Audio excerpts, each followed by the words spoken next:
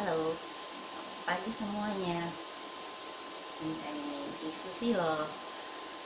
Kita akan belajar pada pertemuan ke-8 pada hari ini. Yaitu judulnya mengenai Principle of Economic, dan kita akan membahas mengenai perusahaan di dalam pasar kompetitif. Ya, kita mulai ya.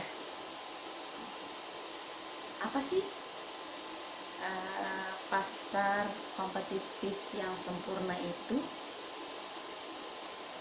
Apa itu yang disebut sebagai marginal revenue? Kemudian bagaimana ini terkait kepada revenue total atau rata-rata? Dan bagaimana sebuah perusahaan itu yang berada di dalam pasar kompetitif itu bisa menentukan kuantitas yang mana perusahaan tersebut bisa memaksimumkan profit. Kemudian apa yang bisa dilakukan oleh sebuah perusahaan yang berada di dalam pasar kompetitif itu bisa tutup di dalam jangka pendek. Kemudian bagaimana dia bisa berperilaku untuk keluar dari pasar tersebut di dalam jangka pendek. Ya.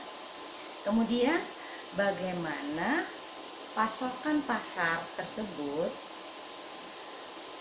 kurvanya seperti apa, kemudian bagaimana di dalam jangka pendek dan bagaimana di dalam jangka panjang.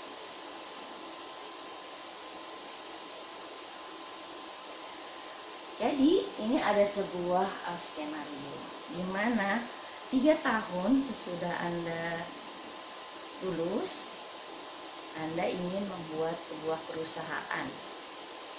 Kemudian Anda akan menentukan bagaimana memproduksi, bagaimana menentukan harga, dan juga bagaimana membuat perusahaan ini dikerjakan oleh anak buah Anda. Berapa jumlah anak buah Anda, kemudian berapa upahnya.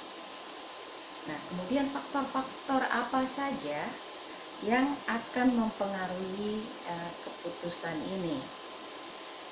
Misalnya berapa biaya yang Anda harus tanggung, kemudian berapa besar kompetisi yang harus ditanggung oleh Anda. Kemudian dengan memperhatikan perilaku dari perusahaan tersebut, maka kita bisa tahu kalau seandainya perusahaan tersebut ada di dalam persaingan sempurna. Apa sih persaingan sempurna itu? Persaingan sempurna itu adalah pada saat ada banyak penjual dan ada banyak pembeli. Kemudian mereka berjualan barang-barang yang identik, yang sama. Kemudian karena yang pertama dari dua hal tersebut, setiap penjual dan pembeli itu adalah price taker, yaitu dia sepenuhnya tergantung pada harga yang sudah tertentu. Nah, disinilah yang menjadi spesifik, yaitu perusahaan itu bisa secara bebas masuk dengan mudah di dalam pasar tersebut dan juga bisa keluar dengan mudah, yaitu free entry dan free exit. Nah, apa sih contohnya pasar yang perfect competition? Mungkin kita bisa lihat kalau Anda pergi ke pasar beras ya. Di situ berasnya sama, penjualnya banyak, dan mereka itu dari satu kios ke kios itu hampir tidak ada bedanya harganya sama sekali. Jadi Anda itu bisa juga memilih. Jadi kalau mereka memberikan harga lebih tinggi dibandingkan yang lain, orang tidak akan mau beli karena barangnya sama, penjualnya banyak lagi. Kemudian ada juga pasar sayur misalnya. Pasar sayur itu sayurnya sama, di situ terlihat ada wortel, ada tomat, ada ketimun, ada kangkung, dan Anda bisa lihat ini penjualnya banyak sekali di dalam pasar ini. Ini ada kobis, ini ada cabai, ini ada kacang panjang. Jadi mau penjualnya mau laki-laki atau perempuan, itu mereka bersaing karena barangnya banyak sekali. Nah, apa sih sebetulnya yang menentukan hal yang harus dipahami apabila Anda membuat sebuah perusahaan? Yaitu pada saat revenue dari pasar persaingan sempurna, yaitu perusahaan yang ada di pasar persaingan sempurna itu memiliki total revenue yang mana pendapatan itu merupakan perkalian dari harga dikali dengan jumlah. Jadi harganya masing-masing sekilo cabai dikalikan dengan harga cabai. Kemudian kita akan bicara average revenue, rata-rata penghasilan, di mana merupakan total revenue dibagi dengan jumlah. Dan kemudian marginal revenue, kita akan bicara mengenai marginal revenue, yaitu delta dari total revenue dibagi dengan delta dari kuantitas. Jadi pertambahan revenue dibagi dengan pertambahan kuantitas. Nah, perubahan dari total revenue dengan adanya tambahan satu unit yang dijual itu yang disebut sebagai marginal revenue. Nah, ini adalah sebuah istilah yang khas di dalam ilmu ekonomi ya. Marginal itu adalah sesuatu yang sifatnya bertambah satu unit. Ini agak beda dengan mungkin kalau Anda belajar di ilmu sosial yang lain, marginal itu adalah yang terpinggirkan. Kemudian di dalam perusahaan yang ada di persaingan sempurna, maka akan terjadi average revenue sama dengan price dan marginal revenue sama dengan price.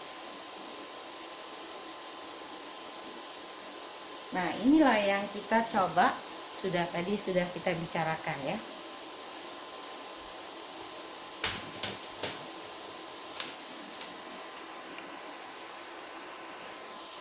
Nah, inilah beberapa rumus yang kita coba bisa pahami, yaitu total revenue tadi atau TR sama dengan price dikalikan kuantitas.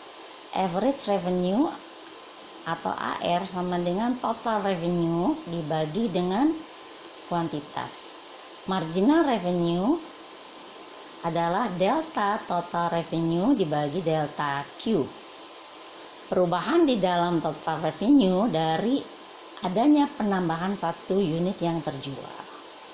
Nah, untuk pasar kompetitif, maka average revenue ini adalah sama dengan harga, dan marginal revenue ini juga sama dengan harga.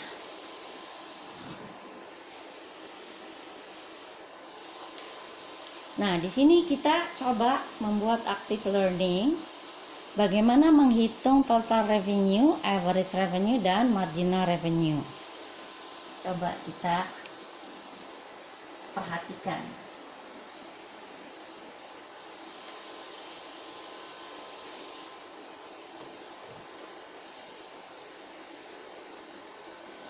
Nah, jadi tadi ya kita melihat kalau harganya adalah 10 dolar, maka ada pertambahan dari 40 ke 50. Ini adalah marginal revenue-nya sama dengan 50 dikurangi 40, yaitu sama dengan 10 dolar.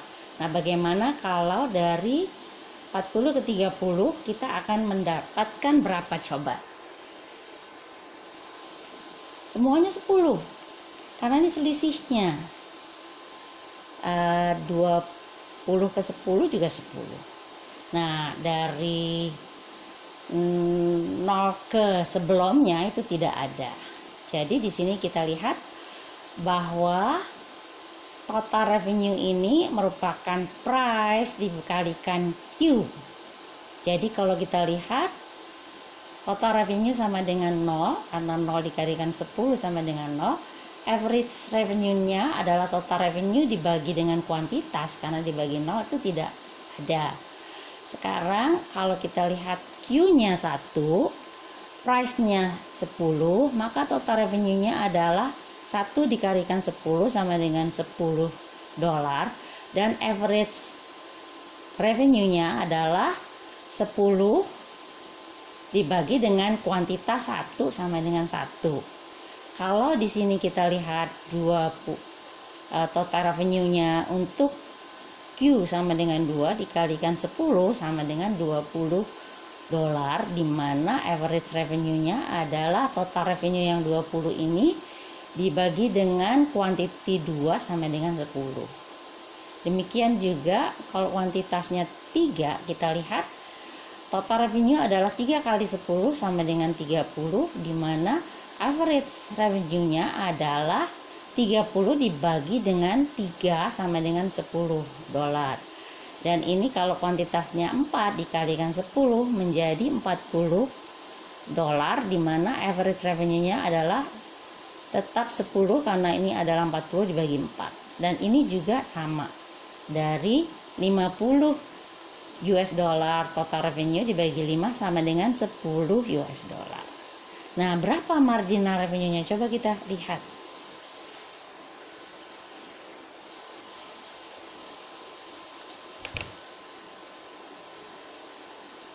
Ya, tadi kan total revenue-nya ada ya, kita pindahkan ke situ. Dan average revenue adalah seperti ini.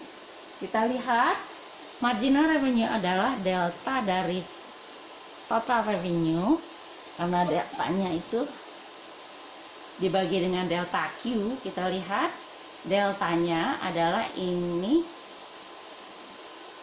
marginal revenue adalah delta total revenue. Delta total revenue di sini adalah di sini 0 ya, dibagi dengan delta Q, ini nggak ada. Tapi begitu dia masuk dari delta total revenue, dari 10 dikurangi dengan 0, itu delta total revenue-nya adalah 10. Jadi di sini 10 dibagi delta Q. Delta Q-nya itu adalah 1 dikurangi 0 adalah 1. Maka ini adalah 10 dibagi dengan 1, ya hasilnya 10.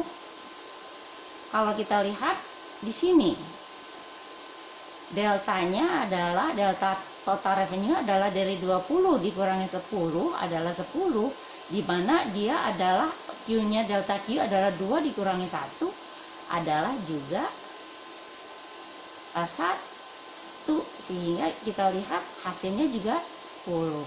Ini juga begitu 10 ya, 30 dengan deltanya ini dibagi 3 10, kemudian dibagi dengan deltanya 1 10, dan ini juga 10, dan ini semuanya 10. Jadi coba Anda perhatikan bahwa price di sini sama dengan marginal revenue yang di sebelah kanan.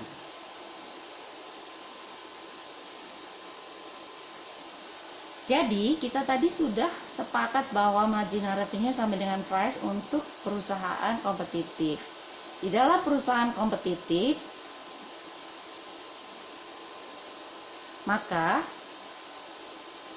kita bisa menambah output tanpa harus mengubah harga pasar, sehingga setiap unit yang naik di dalam jumlah kuantitas akan menyebabkan pendapatan naik dengan besaran P, sehingga marginal revenue-nya sama dengan price. Jadi kita tadi sudah melihat dalam perhitungannya bahwa marginal revenue sama dengan price ini hanya bisa berlaku untuk perusahaan yang kompetitif.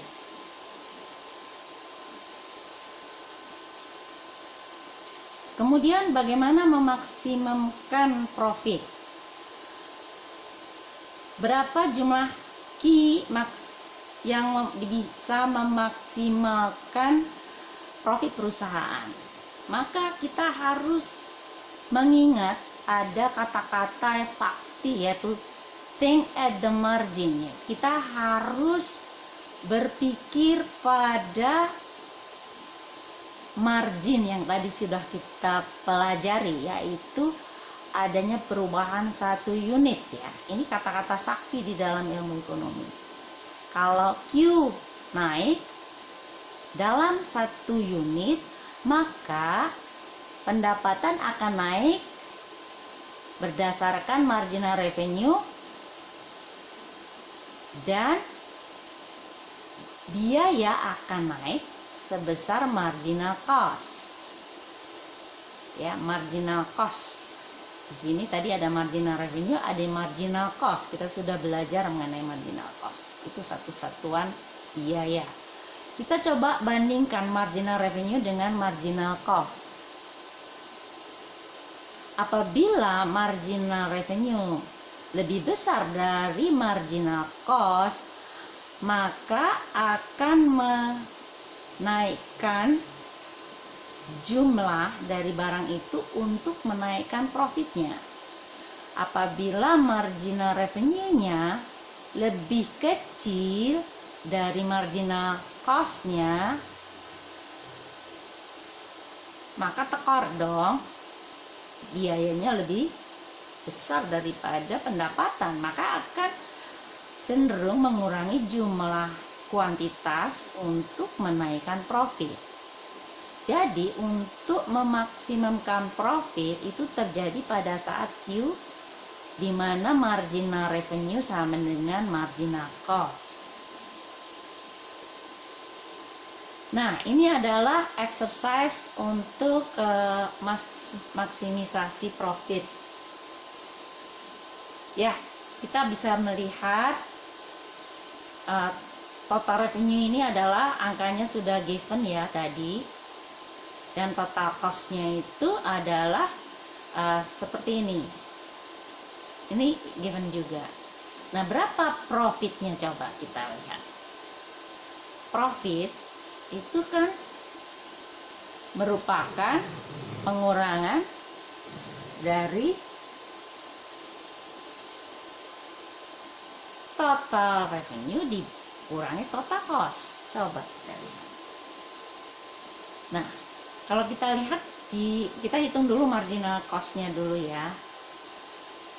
Kita lihat marginal cost-nya adalah berapa jumlah dari penambahan biaya karena naiknya satu unit. Kita lihat dia merupakan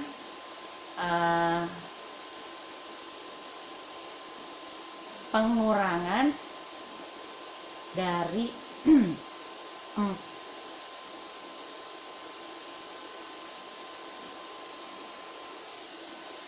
kita melihat kenapa dia $4, karena ini adalah dari 9 total cost dikurangi dengan 5 sehingga angkanya 4. Kalau ini angkanya kan 10 kurang 0, 10, 20 kurang 10, 10, 30 kurang 20, 10. 40 kurang 30, 10. 50 kurang 40, 10. Ya.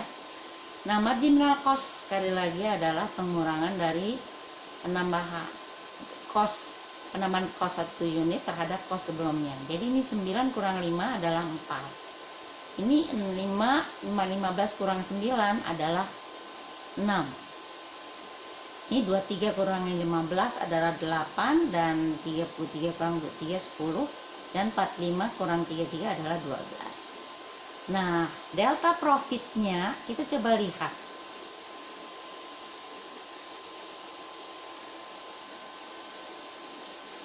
Profit itu total revenue dikurangi dengan total cost. Di sini kita melihat bahwa tekor ya, total revenue-nya sama dengan 0, total cost-nya 5, sehingga kita bisa melihat dia minus profitnya. Kalau ini total revenue-nya 10 dikurangi 9 sama dengan 1 kan. Ini 20 kurang 15, 5. 30 kurang 23 sama dengan 7. 40 kurang 33 sama dengan 7. Dan ini 50 kurang 45 adalah 5. Oke ya. Nah, sekarang delta profit sama dengan marginal revenue dikurangi marginal cost. Jadi kita lihat angkanya 10 dikurangi 4. Ini 6. 10 kurang 6 sama dengan 4. 10 kurang 8 sama dengan 2. 10 kurang 10, 0. Dan 10 kurang 12 minus. Coba kita lihat. Nah, jadi pada jumlah kuantitas tertentu di mana marginal revenue lebih besar dari marginal cost, nih marginal revenue lebih besar dari marginal cost, ini lebih besar. Ini lebih besar, ini sama. Ini udah tekor. Jadi maka menambah kuantitas, di sini kita melihat menambah kuantitas ini akan menaikkan profit. Nih, sampai di sini dia menaikkan profit ya. Di sini. Pada saat Q itu marginal revenue di bawah marginal cost, maka dengan mengurangi kuantitas akan lebih menaikkan profit. Jadi kalau marginal revenue-nya itu di bawah marginal cost, ya kita mendingan menurunkan aja kuantitasnya untuk menaikkan profit. Ini kan profitnya naik di sini. Oke ya, jadi kita sudah belajar dalam hal ini mengenai maksimisasi profit.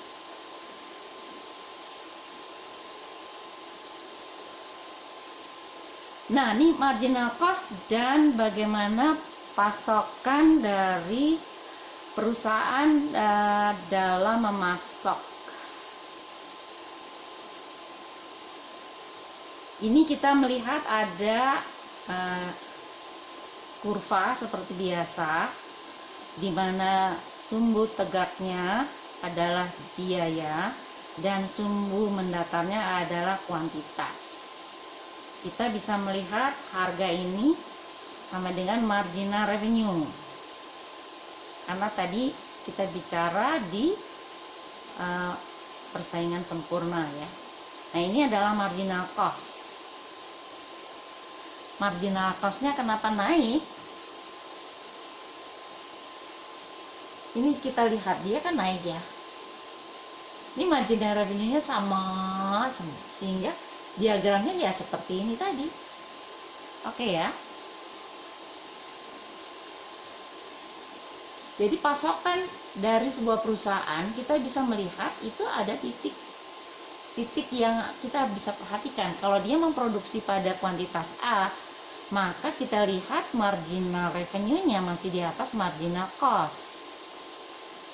Kalau kita melihat, jadi dia ingin menaikkan jumlahnya. Dia ingin untuk menambah profit. Kalau dia ada di posisi marginal cost-nya lebih tinggi dari marginal revenue, maka dia tekor. Oleh karena itu, dia akan menurunkan kuantitasnya, sehingga kita melihat ada titik Q1 di mana marginal cost sama dengan marginal revenue. Nah, ini adalah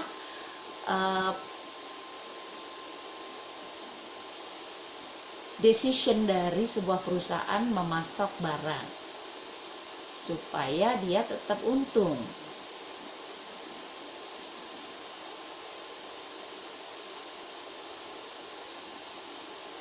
Jadi hukumnya adalah marginal revenue sama dengan marginal cost pada waktu maksimisasi profit, di mana Q itu ditentukan oleh titik potong marginal revenue dan marginal revenue dan marginal cost ya. Ini adalah pada waktu maksimisasi profit.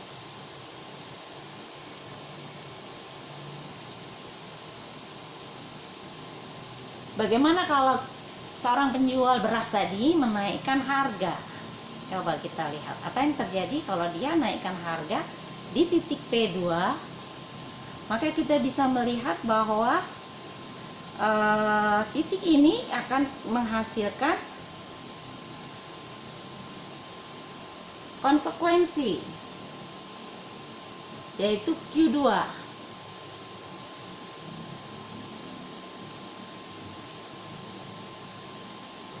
Jadi marginal revenue ini, marginal cost ini akan menentukan berapa jumlah kuantitas pada harga manapun. Dimana kurva marginal cost ini adalah kurva pasokan dari perusahaan. Nah, kita lihat bahwa kalau pedagang beras tadi bisa juga tutup atau dia benar-benar tutup atau dia exit. Shutdown adalah decision dalam jangka pendek di mana dia tidak akan memproduksi apapun karena kondisi di pasar tersebut. Nah, exit adalah decision dalam jangka panjang untuk meninggalkan pasar. Dan apa perbedaannya? Kalau shutdown itu adalah short run, tapi dia masih harus membayar fixed cost. Kalau exit itu adalah long run, di mana dia memiliki zero cost.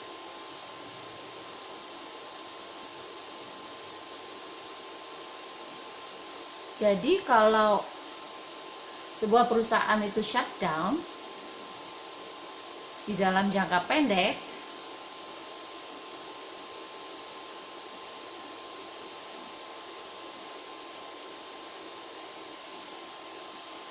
maka biaya shutting down itu adalah revenue loss ya. Dia total revenue-nya, cost dari shutting down adalah total revenue yang hilang. Benefit dari shutting down adalah cost saving, yaitu variable cost, karena perusahaan masih harus membayar fixed cost. Jadi shutdown adalah terjadi pada waktu total revenue di bawah variable cost, atau pada saat price itu di bawah average variable cost. Jadi kita bisa melihat kurvanya seperti apa ya. Price itu di bawah average variable cost. Kita bisa melihat ada kurva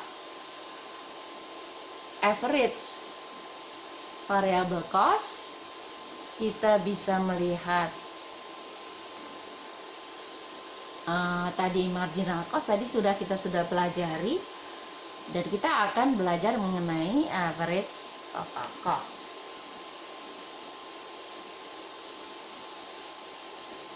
Nah, ini adalah perusahaan yang berada di pasar kompetitif short run supply curve. Ini kita tetap memakai kurva yang sama. Ini sumbu cost, ini sumbu kuantitas. Ini tadi kita sudah belajar marginal cost seperti ini. Di average variable cost adalah seperti ini, dan average total cost ada di atasnya. Bila price di atas average variable cost, maka perusahaan akan memproduksi sebesar Q, di mana price sama dengan marginal cost. Coba kita lihat.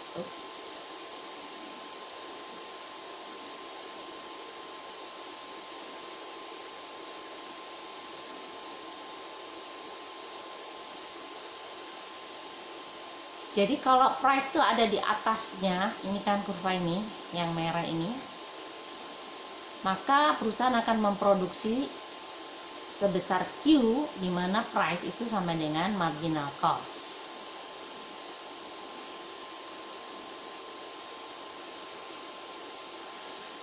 Apabila price di bawah average variable cost, maka perusahaan itu akan tutup karena memproduksi pada Q sama dengan 0. Nih.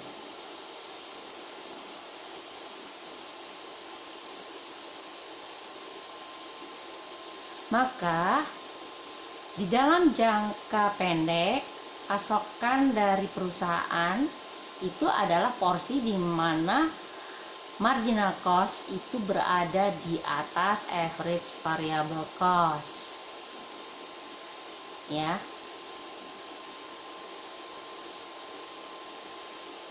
Kemudian kita bicara yang tidak relevan dari sunk cost. Sunk cost adalah biaya di mana sudah ada komitmen untuk dibayar dan tidak bisa di recover.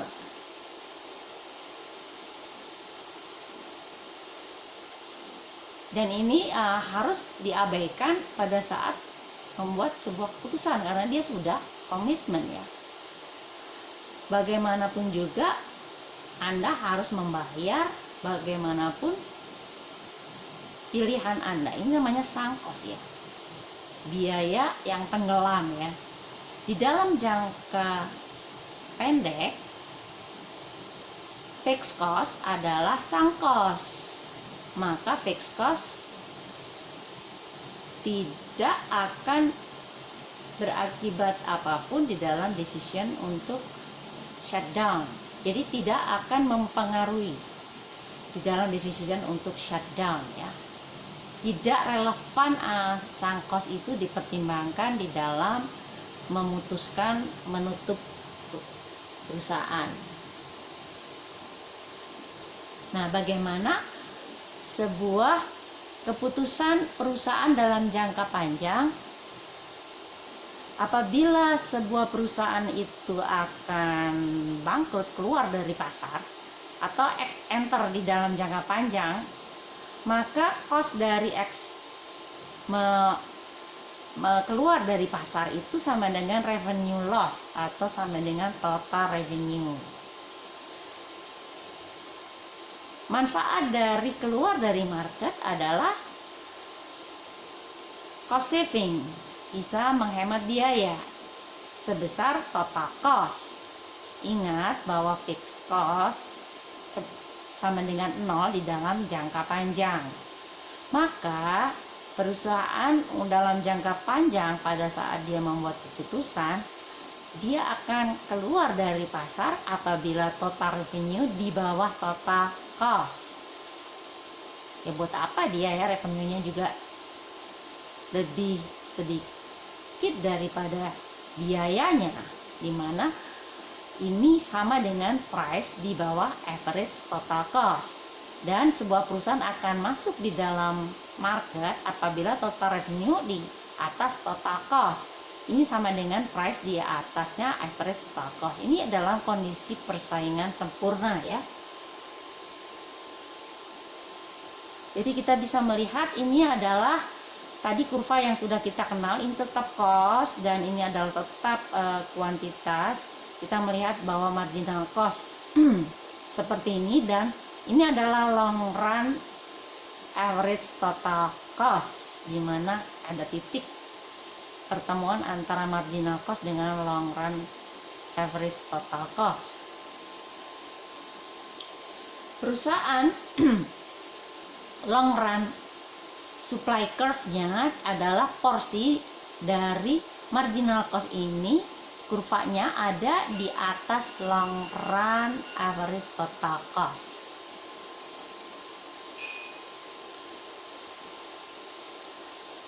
Nah, coba kita lihat bagaimana mengidentifikasikan profit dari perusahaan. Di dalam pasar persaingan sempurna, kita tadi sudah belajar marginal cost seperti ini, kurvanya average total cost seperti ini, di mana price sama dengan marginal revenue. Coba tentukan berapa besarnya total profit. Bagaimana mengidentifikasikan daerah di dalam grafik yang akan merepresentasikan profit perusahaan.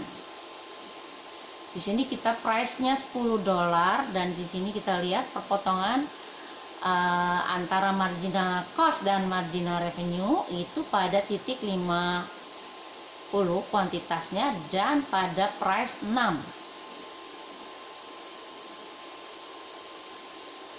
Jadi kita perhatikan bahwa profit per unit itu adalah dari 10 dikurangi 6, kan tadi kita belajar, yaitu price dikurangi average total cost. Ini price nih, ya, dikurangi average total cost, di mana dia akan menghasilkan angka 10 dikurangi 6 sama dengan 4. Ini ya. Jadi ini 4 besarnya.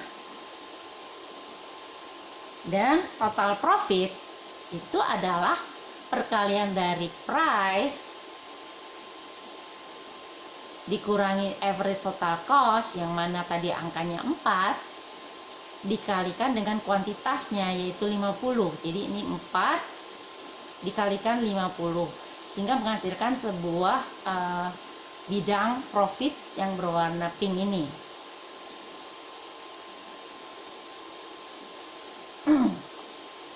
Kemudian bagaimana mengidentifikasikan ruginya sebuah perusahaan? Bagaimana menentukan total loss dari perusahaan dengan diasumsikan average variable cost-nya di bawah $3. Di sini price-nya adalah $3 sama dengan marginal revenue. Tadi ingat ya, di pasar persaingan sempurna price-nya sama dengan marginal revenue. Marginal cost kita sudah tahu, tadi kurvanya seperti ini, average total cost kurvanya seperti ini, di mana kita lihat titik pertemuan antara marginal cost dengan marginal revenue ada di titik price 3 dan kuantitas 30. Dan kita melihat bahwa di average total cost-nya ada di 5 di sini. Jadi kita mengidentifikasikan area di dalam grafik yang merepresentasikan ruginya perusahaan.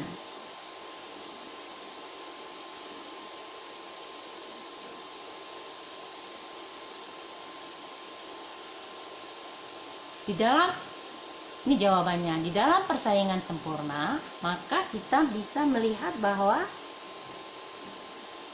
ini adalah karena price-nya 5, loss per unitnya jadi 2 ya.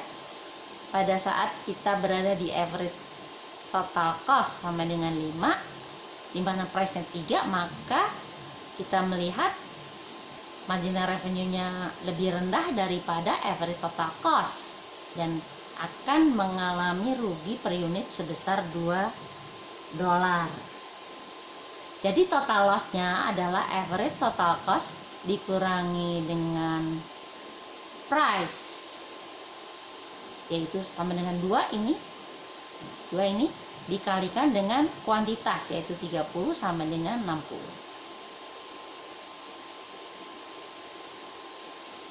Jadi kita akan masuk di market supply.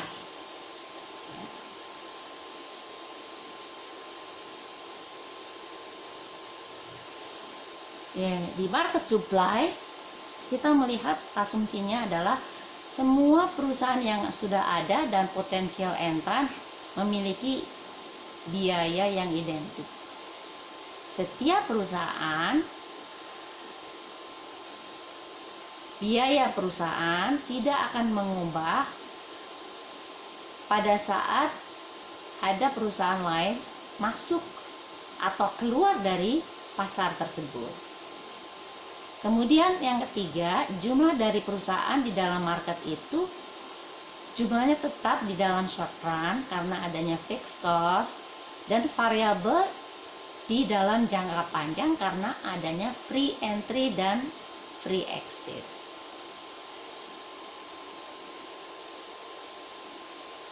Nah, kita akan masuk di short run market supply curve.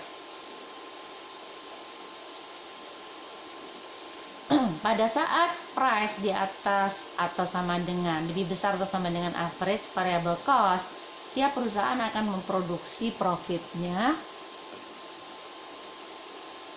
dengan maximizing kuantitas pada saat marginal revenue sama dengan marginal cost. Coba kita ingat di chapter 4, setiap harga di mana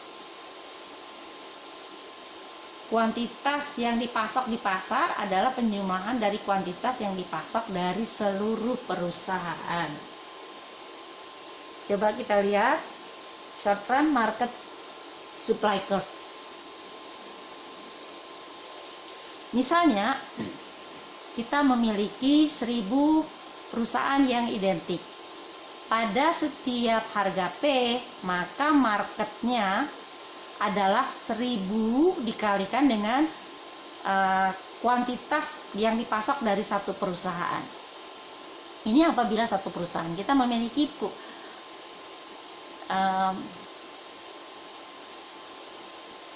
ini sumbu X dan sumbu Y. Sumbu Y-nya selalu P dan ini kuantitas ya, satu perusahaan. Marginal cost kita sudah mengenal, kurvanya seperti ini, average variable cost-nya adalah seperti ini. Bagaimana kalau market ya, kita perusahaan ini beda dengan market ya tadi. Market itu adalah kalau dia dijumlahkan semuanya. Jadi kita melihat bahwa price-nya mau dijumlahkan sama saja, di mana marginal cost sama dengan average variable cost, sama di market ini. Jadi di sini di market karena dia ada 1000 identik, maka ini ada 10.000. 10 dikalikan 1000. Di sini P2 kita melihat kalau terjadi P2 di mana dia memotong di marginal cost, di mana nih jumlahnya jadi 2000 karena ada 20 di sini, maka kita akan melihat bagaimana kalau P3. Dia seandainya dia adalah P3 di mana dia juga kita turunkan ke bawah, jumlahnya adalah 30 sini ya.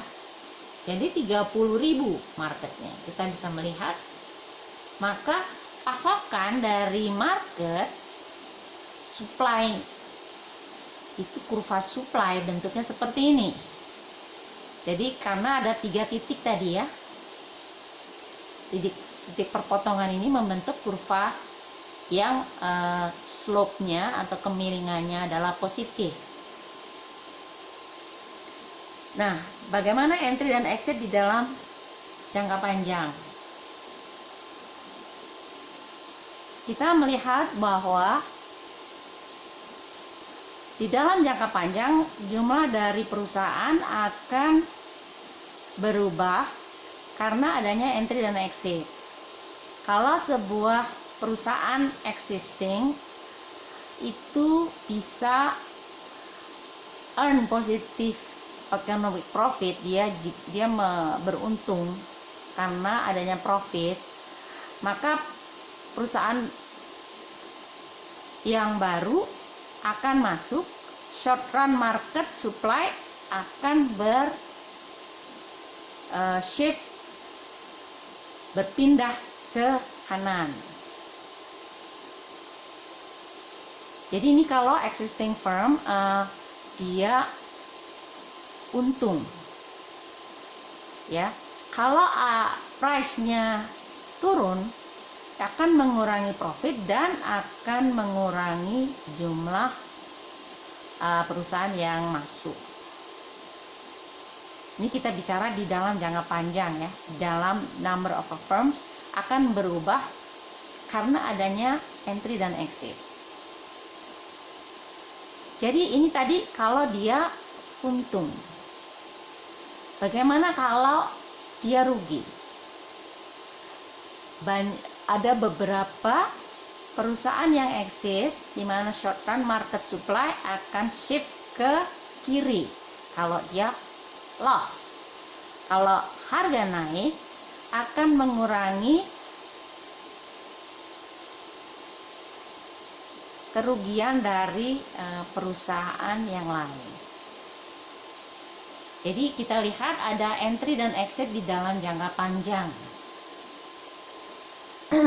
Jadi kita akan membahas mengenai zero profit condition di dalam jangka panjang, ya, di dalam jangka panjang. Kondisi zero profit di dalam jangka panjang akan ada equilibrium, di mana proses dari entry dan exit itu komplit, di mana perusahaan yang tersisa akan hanya memperoleh economic profit sebesar 0. Profit ekonomik yang 0 ini pada saat price sama dengan average total cost, di mana perusahaan akan memproduksi pada saat price sama dengan marginal revenue sama dengan marginal cost.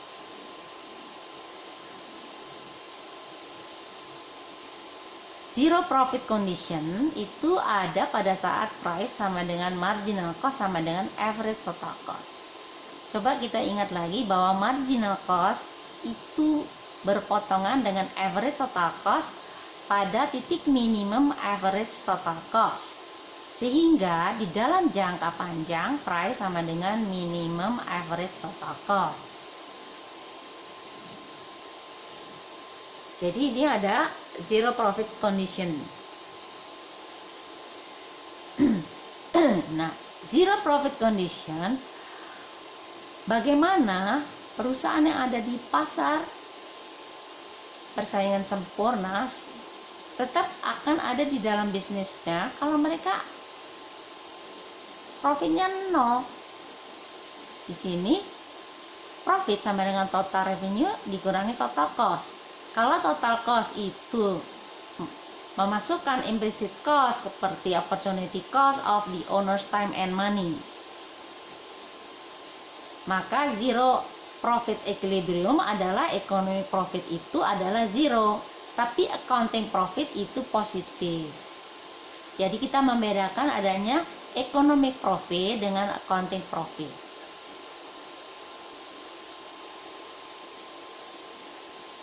Nah, bagaimana long run market supply curve? Long run market supply curve, kita lihat lagi nih satu perusahaan, ini adalah market di mana marginal cost berpotongan dengan long run average total cost.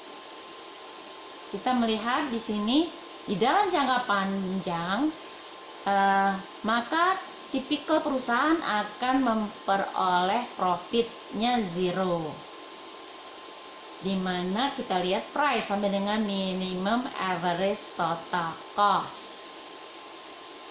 Ini ya. Kemudian di dalam jangka panjang market supply curve adalah horizontal, karena price sama dengan minimum average total cost. Di minimumnya di sini, dia akan terus sama.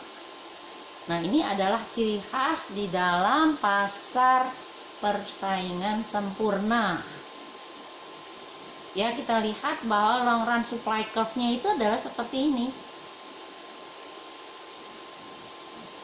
Nah, short run dan long run effect dari bertambahnya demand. Di sini perusahaan memulai di dalam long run equilibrium. Satu perusahaan di mana price-nya ini adalah seperti ini. Ini marginal cost, ini average total cost. Ini selalu berpotongan di titik yang terendah ya. Kemudian kita lihat tadi market itu pasokannya seperti ini, long run supply-nya seperti ini, dan demand-nya adalah seperti ini.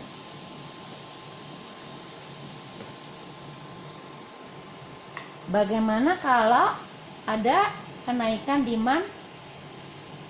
Kalau dinaikkan price, jadi ada kenaikan demand. Bagaimana kalau ada kenaikan demand? Ada shifting ya. Apa yang terjadi?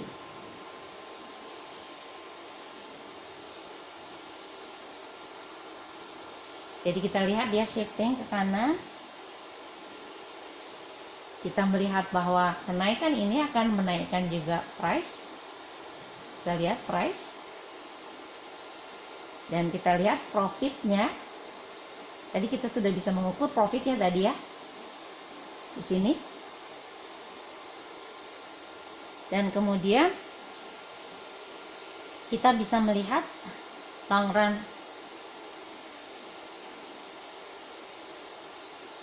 overtime profit akan membuat perusahaan lain masuk ke dalam pasar tersebut. Karena gampang masuknya di dalam persaingan sempurna ini, bariernya itu nggak terlalu besar. Ya, sehingga dia akan shifting dari pasokan ini S1 ke S2 dan dia akan ada di titik dimana price-nya ini sama.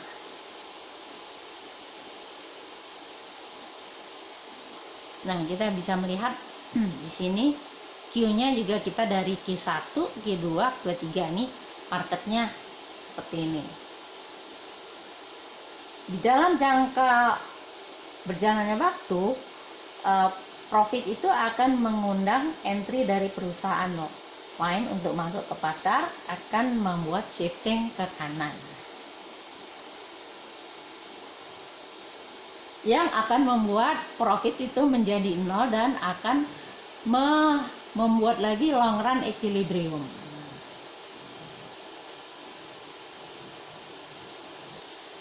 Nah, kita lihat long run supply curve. Long run supply curve ini horizontal apabila semua perusahaan memiliki cost yang sama dan cost tidak akan merubah perusahaan lain untuk enter atau exit dari pasar. Di long run supply curve, maka slope-nya akan positif apabila perusahaan memiliki cost yang berbeda, atau cost-nya akan naik pada saat perusahaan masuk ke dalam pasar. Bagaimana kalau perusahaan memiliki perbedaan cost? Apabila perusahaan memiliki perbedaan cost, maka pada saat P naik, perusahaan yang memiliki biaya rendah akan masuk ke dalam pasar sebelum mereka yang memiliki, dibandingkan dengan mereka yang memiliki cost yang lebih tinggi. Adanya kenaikan di dalam price akan membuat ini layak buat perusahaan yang memiliki higher cost untuk enter di dalam, untuk masuk di dalam pasar, yang juga akhirnya menambah pasokan yang ada di pasar, sehingga di dalam jangka panjang market supply curve atau market supply curve dari pasar itu akan membuat kurvanya positif ke atas. Nah, ini kalau perusahaan memiliki berbagai cost yang berbeda-beda. Bagaimana kalau cost itu naik di mana perusahaan masuk ke dalam pasar? Jadi apabila cost-nya naik pada saat perusahaan masuk ke dalam pasar ya. Kita coba lihat apa yang terjadi. Di beberapa industri, pasokan adalah input kunci yang terbatas. Misalnya jumlah tanah yang cocok untuk bertani itu tidak bertambah, tanah itu tetap. Entry dari perusahaan yang masuk akan menambah demand untuk input ini, dan ini karena demandnya banyak maka harganya naik, dan ini akan menaikkan total biaya dari perusahaan, sehingga adanya kenaikan P ini akan membutuhkan naiknya kuantitas di dalam pasar yang dipasok. Maka pasokan di kurvanya itu adalah positif ya, slopingnya upward. Nah, kemudian kita akan bicara mengenai efisiensi dari competitive market, di mana maximum profit itu adalah key pada saat marginal cost sama dengan marginal revenue, di mana perfect competition adalah pada saat price sama dengan marginal revenue, dan di dalam competitive equilibrium itu price sama dengan marginal cost. Maka competitive equilibrium ini akan efisien, di mana ini akan memaksimumkan total surplus karena price sama dengan marginal cost, dan marginal cost ini adalah biaya dari memproduksi marginal unit, dan price adalah value dari pembeli pada saat membeli marginal unit. Jadi kita simpulkan exercise kita, yaitu competitive firm, perusahaan yang ada di pasar kompetitif adalah price taker. Dia adalah mengambil harga, dia tidak bisa price maker, dia price taker. Nanti kalau kita bicara price maker itu ada di monopoli ya, kita persaingan sempurna, ini price taker ya. Semua revenue adalah proporsional terhadap jumlah dari output yang diproduksinya, di mana price sama dengan marginal revenue dan sama dengan average revenue, di mana marginal cost dari perusahaan ini kurvanya adalah kurva pasokan ya. Marginal cost adalah kurva pasokan. Di dalam jangka pendek, sebuah perusahaan tidak bisa merecover fixed cost, di mana shutdown secara temporer terjadi bila price ada di bawah average variable cost. Di dalam jangka panjang, perusahaan akan bisa merecover baik fixed cost dan variable cost, di mana exit itu bangkrut, dia keluar dari pasar itu apabila price-nya ada di bawah average total cost.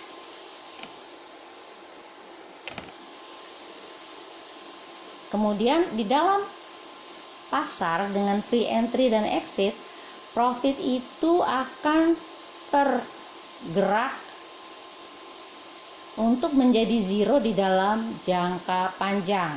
Semua perusahaan akan memproduksi pada saat skala yang efisien, di mana price sama dengan minimum average total cost.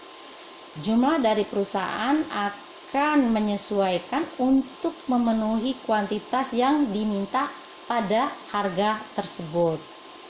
perusahaan di dalam hal ini yang dimana ada perusahaan di perubahan demand memiliki berbagai efek terhadap horizon dari berbagai waktu. Di dalam jangka pendek, kenaikan demand akan menaikkan harga dan akan menjadikan perusahaan itu memperoleh profit. Sebaliknya, apabila permintaannya turun, akan mengurangi harga dan akan menyebabkan terjadinya kerugian. Maka di dalam jangka panjang akan terjadi zero profit equilibrium.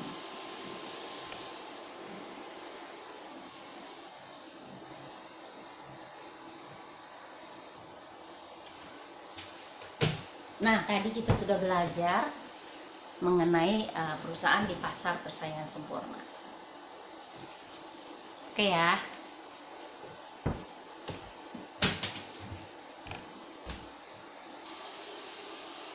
Sekarang kita akan belajar mengenai consumer, producer, dan efisiensi dari pasar. Kita memakai buku dari Menkyu chapter 7, di mana kita akan menjawab berbagai pertanyaan bagaimana sih surplus konsumen, bagaimana itu berkait dengan kurva demand.